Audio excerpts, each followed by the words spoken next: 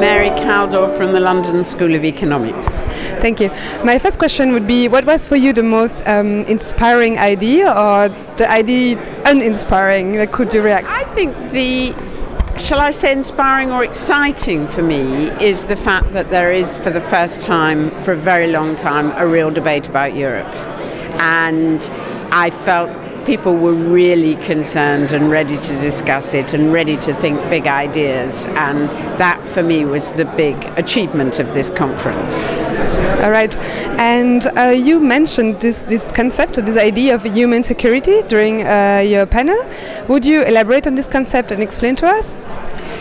Well, human security is about the security of individuals and the communities in which they live, rather than about states and borders.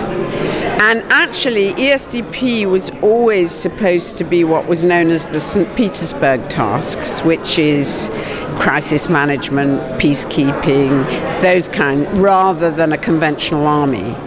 But what I think needs to happen is to think about how you do those tasks.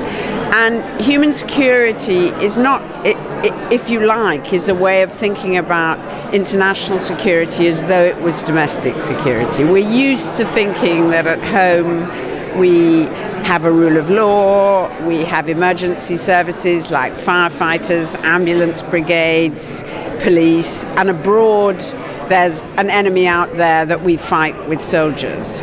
I think in this interconnected world we live in, we can't think that way anymore. In fact, if we send soldiers to places like Afghanistan or Iraq, it makes things worse.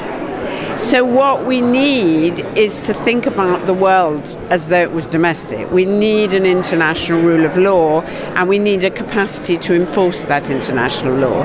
And I think with ESDP, the EU has a real potential to develop that idea and to put it into practice. It requires sort of global emergency services. It does require military forces, but used in quite different ways to dampen things down and to protect people.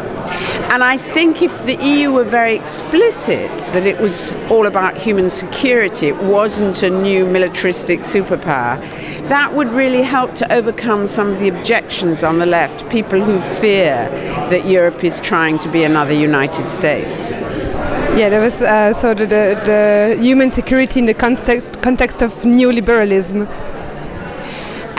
Well, I think that the problem of the EU has been since Maastricht, not before. It's been a neoliberal project. The euro was a neoliberal project. All the things, I mean, the one thing that disappointed me at this conference is how obsessed German politicians still are about balancing budgets and reducing debt. Actually, debt can be a good thing if it's sustainable, because it can finance investment into things like resource-saving technologies. And actually, growth doesn't come from reducing wages. Growth comes from investment and from increased demand. And this austerity policy is leading us into a really negative spiral of low growth, more imbalances, more indebtedness. That's a disaster. And so if we really want to save the euro and save Europe, we have to shift from this kind of belief in stability.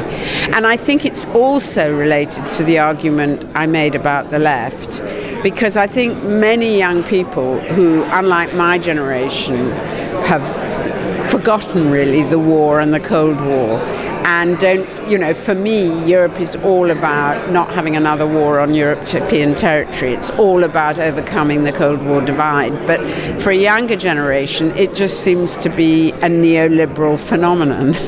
So if the EU is to offer a real future, I think that's absolutely crucial. And that's very important here in Germany, where there's an obsession with inflation rather than an obsession with growth. Thank you very much.